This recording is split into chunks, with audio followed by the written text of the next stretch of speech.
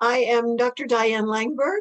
I'm a psychologist in the United States and have spent the last 48 years or so working with trauma and abuse in the Christian world. And I welcome you today. Glad you could join us. And the talk that I'm going to give today is called 10 Thoughts for Caregivers.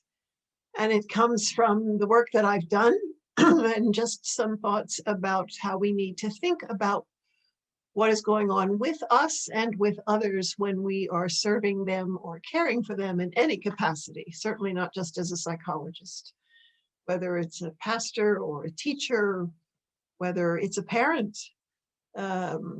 or walking with a friend who's suffering greatly. I entered the field of psychology in the early 1970s. There were no trainings and there were no books on trauma or the diagnostic category of post-traumatic stress disorder. It did not actually exist until 1980. At the time, I worked with returning Vietnam vets, hearing their stories of great suffering, the horrors of war, and the very complicated process of trying to return to their former lives. Sometime during those early years, I sat down with a young high school student in her early 20s, and for the first time in my life, I heard the words, "My father used to do weird things to me." I had no idea what she meant. Those were the years before discussions of childhood sexual abuse. And when I went to a supervisor with this woman's story, I was told that women sometimes tell these hysterical stories, and your job is not to get hooked by them. You will contribute to their pathology if you believe them. Over time, other women mentioned similar things, and ultimately I chose to believe the women rather than the supervisor. I slowly realized that the Vietnam vets and the abused women were all exhibiting similar symptoms. When I was discussing the work that I was doing with someone at that point, they suggested that I read literature on the Holocaust in Nazi Germany as an effort to understand what I was seeing and what the impact of evil was on human beings. I began to understand sexual abuse as a form of violence and abuse of power, as traumatic and oppressive. And I heard about evil and suffering unlike anything I have ever imagined. I saw women who had suffered chronic and sadistic abuse at the hands of fathers, grandfathers, uncles, and teachers. A co-ed that I helped through a depression was murdered with her hairdryer cord. The father of an adolescent girl that I was seeing was escorted from my office in handcuffs because he had been sexually abusing my 15-year-old client. I found myself plunged into unspeakable suffering before I was 30 years old. Those events were profoundly shaping. I was being taught by God through desperate people to swim against the current. He was teaching me to heed his voice. Many at that time said abuse could not be happening. Women were looking for attention and they were using lies to get it. Vets were not understood either, and somehow their struggles were thought to be not the result of the horrors of war and re-entry, but due to something flawed within themselves. I began to learn how to separate the voices that were surrounding me and seek to hear the voice of God, his thoughts and his heart. As I sat with Vietnam vets, abused women and girls, and the Holocaust literature, I began to see that violence silences the voice of human beings. It shatters relationships, and it abuses power, and it is cloaked in deception. I began to understand that oppression is soul damaging and produces despair. Relentless injustice mars the image of God in human beings. In fact, relentless oppression has the capacity to make oppressors out of victims. God spent years teaching me what it means to be human, what suffering does to humanity, and the ways to help others heal. He took me to school among people.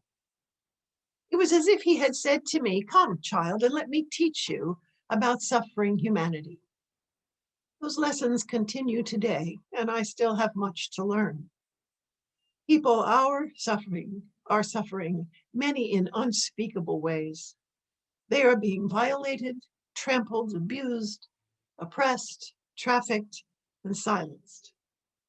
The image of God, already marred due to the fall, has been shattered in deeper ways. Then God added a second track to my education in his school. And he said to me, "Come, child, and let me show you my church." He brought pastors to me who were weary and many who had been chewed up and spit out by their churches. He brought me missionaries who crawled home after too much work and too little support, division on the field, and their own traumas, such as rape or kidnapping by terrorists. I was tending to victims and shepherds, and sometimes shepherds who were victims. And I was grieved by what I saw among the shepherds because many were weary and often tossed aside by the people of God.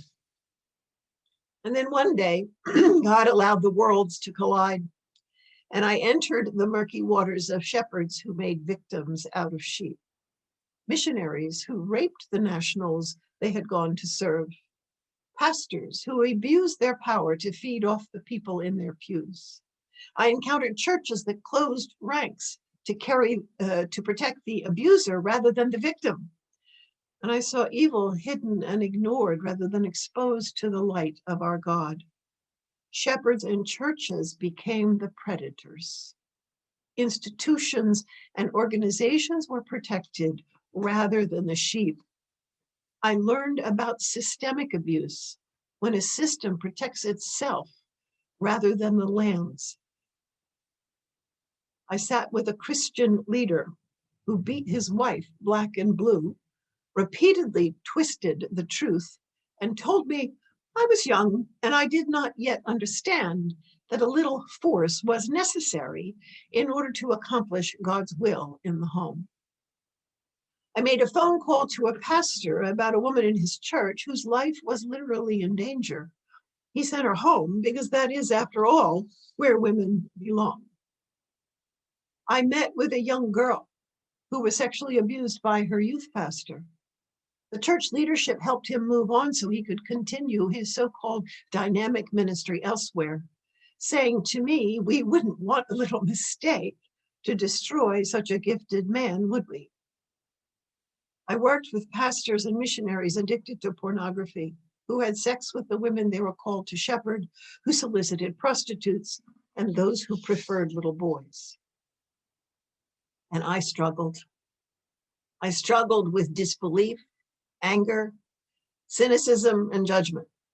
I wanted to make my own whips and turn tables over. A subtle arrogance began to creep in, and of course, arrogance assumes superiority. I, who judged others for being whitewashed tombs, had myself become a whitewashed tomb, not full of abuse and immorality, but full of pride and bitterness instead. And I knew that I could no longer do the work that was in front of me. It was poisoning me. I was at the end of me, my skills, my endurance, and my willingness. I did not see how I could go into one more dark or poisonous place. I was literally catching the disease with which I was working. I got down on my face one day before God and told him I was finished. And I asked him what he would want me to do instead. And he began to teach again. And he taught me that it is not my work, it is his work. I am merely invited to participate in what he is doing in the world. It is not my burden, it is his burden. I am invited to be his yoke fellow and walk with him in this world. And over time, I learned from the one who was so carefully teaching me that he did not simply want me to see and understand suffering or to see his church. What he wanted ultimately was for me to grasp his heart for them, his heart for victims, whether they be victims of sexual abuse, troubled churches, or the stress of ministry, was a little easier for me to grasp. His heart for shepherds who made victims out of sheep was more difficult for me. But he has gently insisted that part of his teaching is the giving of his heart for what he reveals. Without that, such information would corrupt and disfigure the one who held it, as it was beginning to do to me. Because you see, there is a terrible poison in this world. You and I call it sin.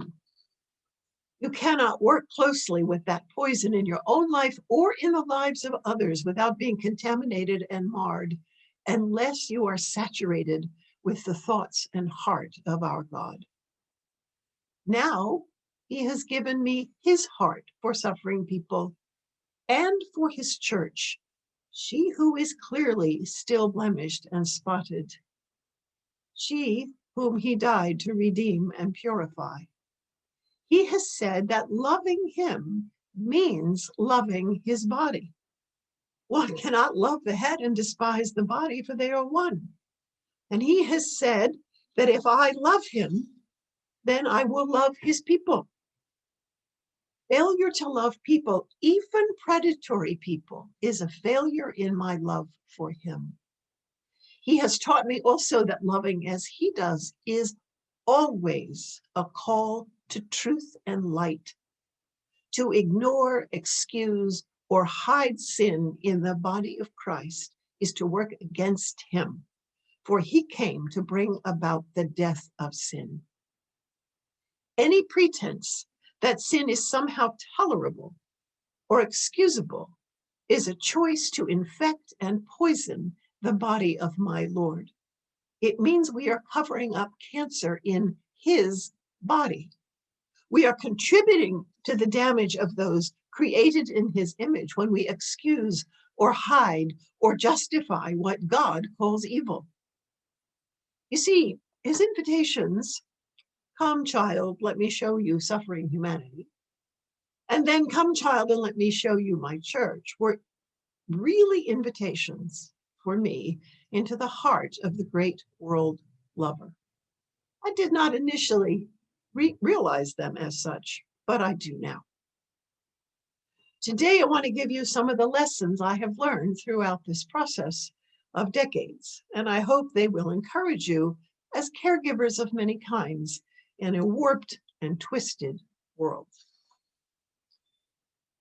The first lesson is this: whether it's counseling or pastoring, caregiving of any kind, caregiving is not nice. We start out thinking it has to do with caring and compassion and perseverance and wisdom, nice things, and indeed it does. However, caregiving also has to do with indescribable suffering. It has to do with inarticulate moaning. It has to do with impenetrable darkness, inconceivable deception and cruelty, brutality, and evil. To enter suffering of any kind is to invite garbage into your life. And people come during alarm moments. There's a lot of emotional noise, chaos, sometimes intolerable pain that they want stopped now. They are afraid, and they will bring you anger and rage and violence and sobbing and fear and panic and grief.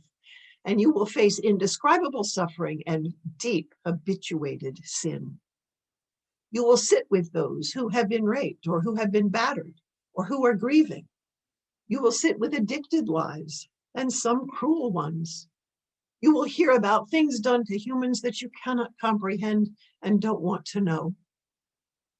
You will listen to abuse, violence, rage, humiliation, betrayal, loss, staggering neglect. No matter how articulate we are, you will be greeted with suffering for which you have no words. You will face sin, some of it varieties with which we are familiar, and some of it decades old and so habituated that the person in front of you seems to have become the sin itself. 2, you will be exposed. We go into wanting to help people because we think we are kind or caring or a good listener or compassionate. And perhaps others have told us those things are true about us. But whether or not such things are true about us will be exposed in the work. And even if they are, you will find someone who will try you and take you to the limits of your good qualities. You cannot sit with unrelenting addiction or battering or the abuse of a child or a child who's being eaten by cancer without at some point coming to the end of your capacity to be patient or to have hope or even to be reasonable. You cannot sit with young lives destroyed by evil without getting angry. When you are a helper, people line up to bring you the worst of themselves. And as I am sure you know, the worst of someone tends to bring out the worst in us. If you think that's not true, then I would encourage you to pay attention to yourself in traffic. When you are surrounded by really bad drivers, what happens to you? When you are exposed, remember that the person who is hurting is not the enemy. They're not someone you have to manage, so you will no longer be exposed. Consider the exposure something orchestrated by the Spirit of God in you, and ask Him to show you yourself as He sees you, to search you out, and to give you more of Christ, so that when that space in you is roughly bumped again, the likeness of Christ will spill out.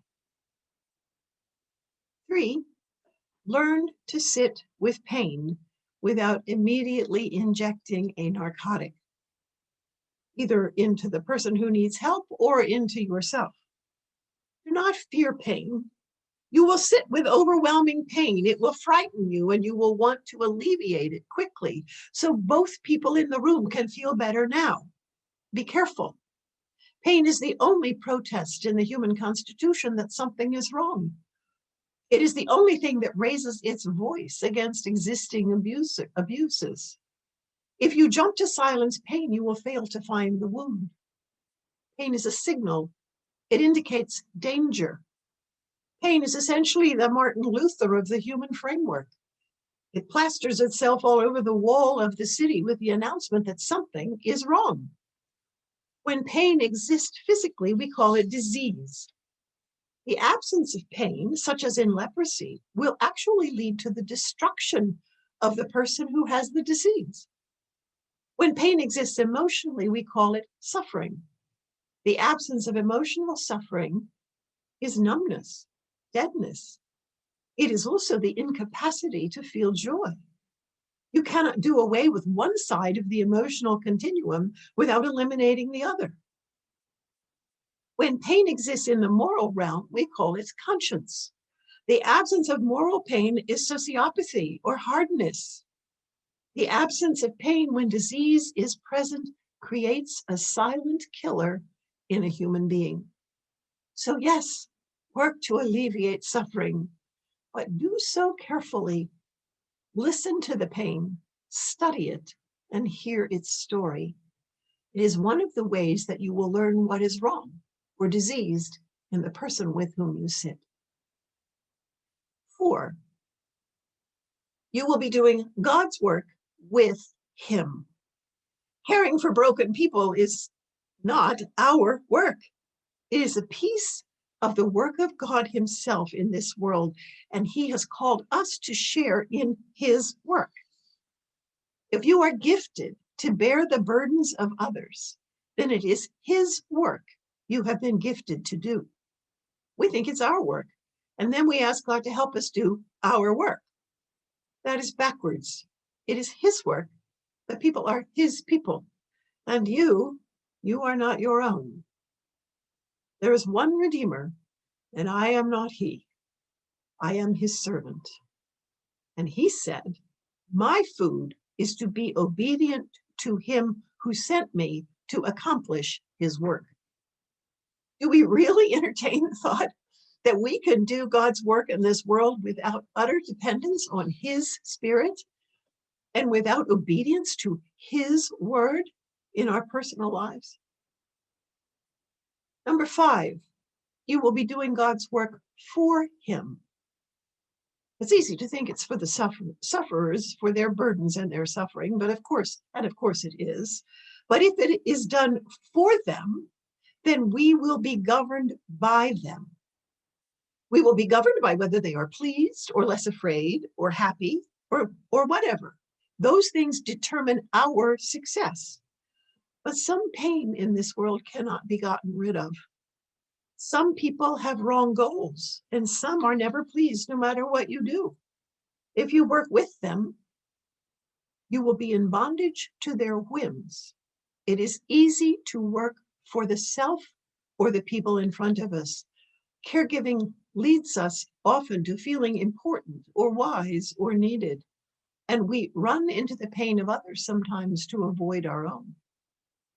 If we engage for ourselves, it can lead us to feed off the sheep. But it is God's work we do, and our offering is to Him. And He is pleased, not by success, but by obedience. Number 6, you can only do God's work through Him as He does His work in you. You and I cannot do the work of the Redeemer unless He first does His redemptive work in us.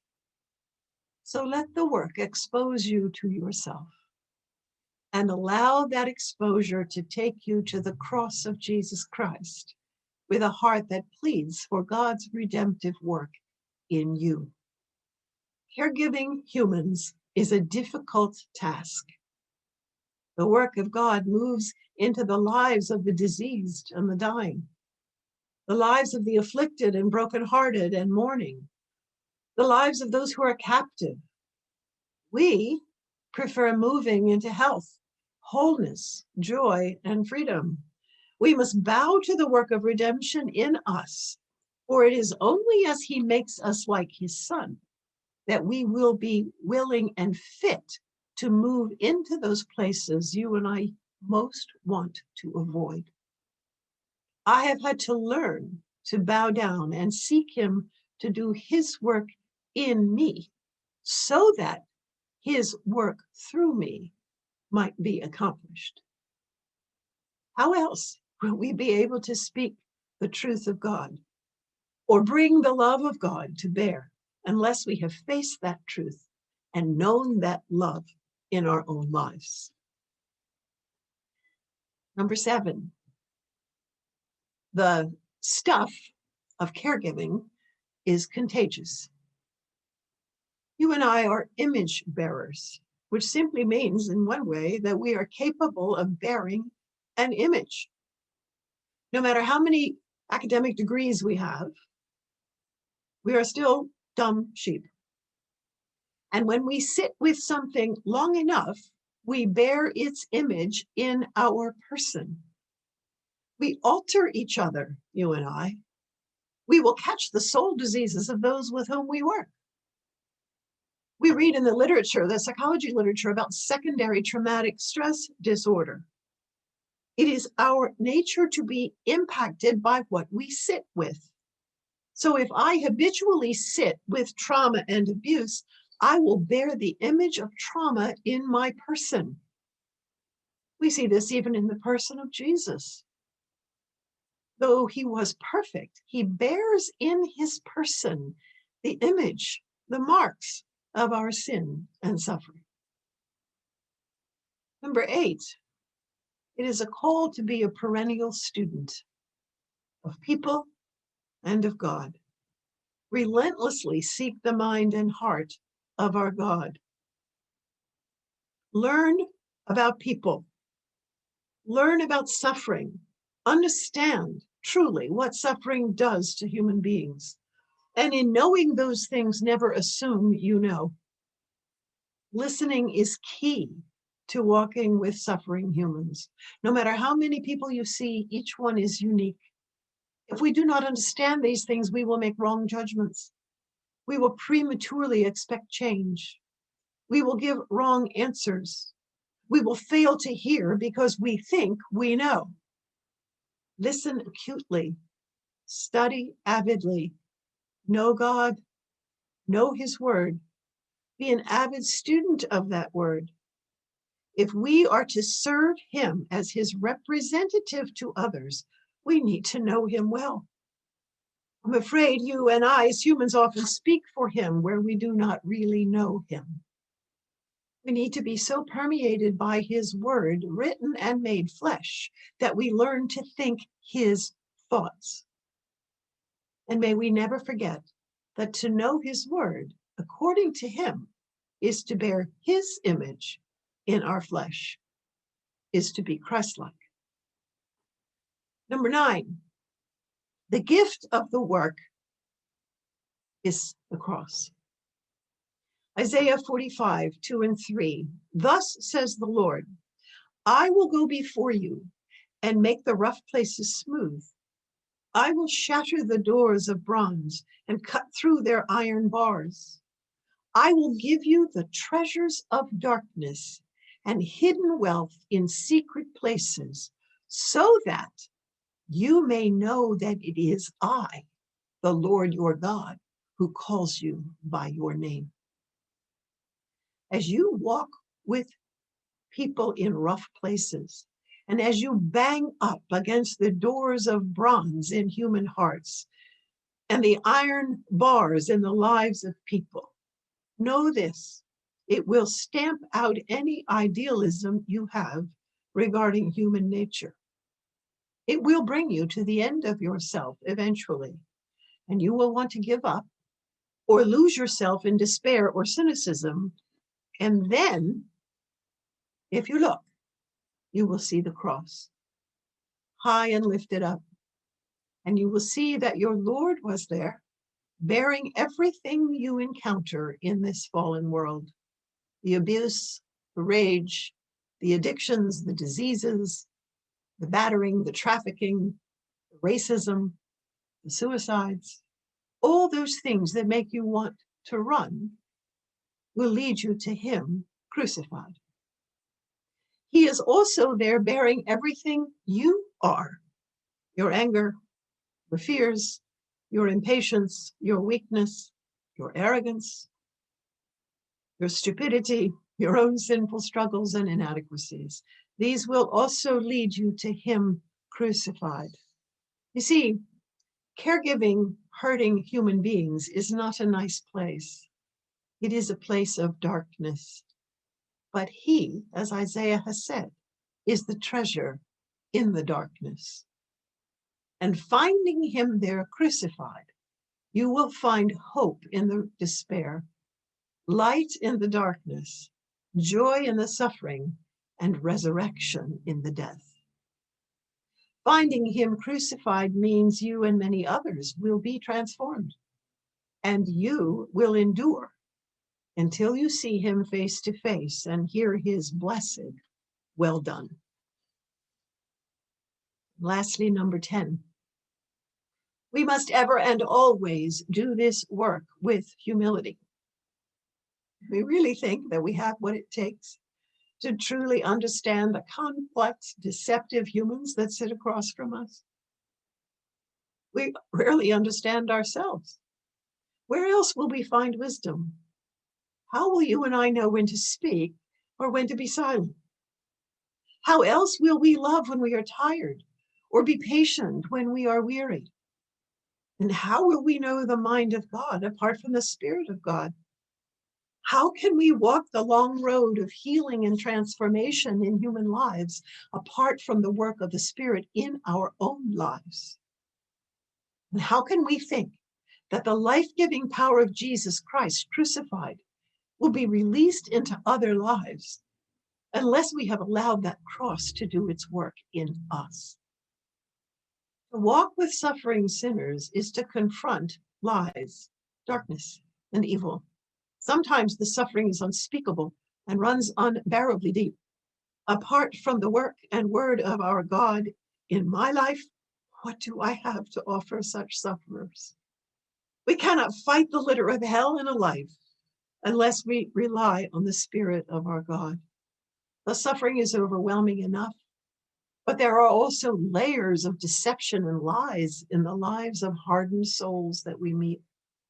And we cannot bring life to dead places or light to darkness apart from the Spirit of God himself. Practice of caregiving humans requires a servant of God, steeped in the Word of God, loving and obeying God in public and in private, sitting across from a suffering sinner at a vulnerable crossroad and being able to bring knowledge, wisdom, truth, and love while utterly dependent on the Spirit of God. That work, no matter what you call it, will be used by God to change us into his likeness. And that work will result in his redemptive work in the life sitting before us. That work will bring glory to his great name. Several months ago, I had an infection and I got up in the middle of the night and I fainted. I fell on a tile floor and put a gash in my head and required stitches. I saw the experience as an interruption to my life. It was an annoying interruption. My day had been planned. 3 stitches, and 7 hours later, I finally returned home. But I came home bearing a parable with me and the lessons that I was taught.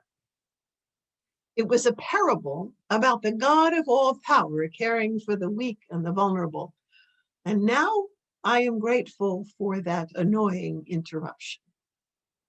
I lay in a hospital bed in the emergency room area with a curtain partially open. And from that bed, I could see all the activity in the hall of the emergency room and around the main desk. The doctors and nurses were working 11-hour shifts, dealing with emergencies. And this was during, obviously, the time of COVID. There were many calls over the intercom for the rapid response teams, and then for trauma level 3 crises. In the meantime, there were many patients in the ER of varying degrees of problems, needing assessment and tending. The staff were all respectful and kind. They were also exhausted. And I listened to many of them being harassed by angry patients, frightened patients, cursing patients, and those who truly needed immediate care. I watched, I saw, and I witnessed hard work and patience and kindness and meticulous care in the midst of great stress. And then I saw my parable. Across the hall from me, on a bed on wheels, I could see the back of a man's head. There was no ER room available, and so he was stuck in the hallway. He never moved and he never spoke. A doctor spoke with him, and I could hear his voice across the hall, and he kept saying, "Do you know where you are?" He asked it over and over again. There was no movement from the man and no response. The nurse came, and she was given orders by the doctor. And then for an hour, I watched her speak gently, announcing each thing she did before she did it. She cared for this man with gentleness, dignity, and wisdom. There was still no movement. Not even his head moved. An hour later, I watched him wheel down the hall, and I saw his face for a moment. It was a blank, utterly non-responsive face. Our eyes met, and he was gone. The nurse and that patient were 2 different genders, 2 different races, 2 different skin colors, and vastly different capacities. The nurse held all the power over a significantly vulnerable man, unlike herself. Her use of that power taught me a great deal about who she is. It exposed her to me. The man was an image bearer. He had been knit together in his mother's womb by our God. The earthly differences were not central. The nurse illustrated the essence of the incarnation. She brought the presence and character of God down into flesh and blood and literally worked it out through her fingertips. That is what all power has done. He who sits on the throne descends to the emergency room of humanity, to the sick and the broken, to you and to me, and shows us the character of our God in flesh and blood. Whoever you are, whatever roles you play in this world, however brilliant you are, or skills you have, or your theology, or your position, or your fame, the nurse in the ER has demonstrated for you and me what the presence of our God in the flesh looks like. I learned a lot about the man, his limitations and incapacities, though I know nothing about how he arrived at such a damaged state.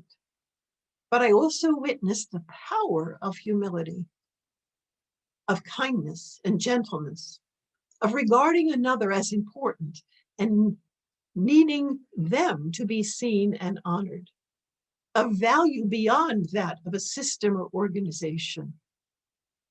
If it is true that our God came in the flesh to the brokenhearted, the small, the afflicted, the ruined, and the vulnerable, then that truth needs to be lived out in your and my flesh and blood, so that the world might know that he, full of love and justice and truth, is real. And he said to us, all power, all of it, is given to me. Therefore, you go and do likewise. Be like me in my world.